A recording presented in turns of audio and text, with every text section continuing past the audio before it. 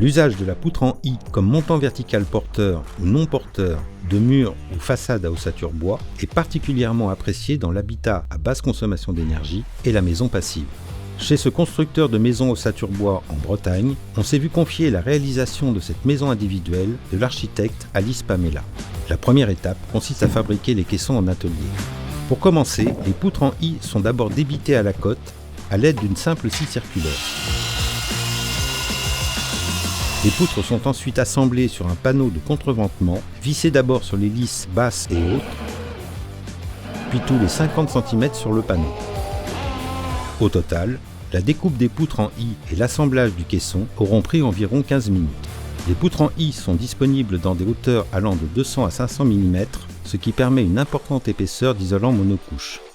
Pour ce projet, le client a fait le choix d'un isolant biosourcé en botte de paille. La section optimisée de la poutre en I réduit la déperdition thermique par le montant, offrant de meilleures performances qu'un montant rectangulaire de même largeur. Avec ce choix d'isolant, il peut être conseillé de poser un panneau rigide isolant sur l'âme des poutres.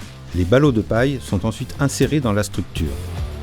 La pose complète de l'isolant aura pris environ 1 heure. Le caisson peut enfin être refermé.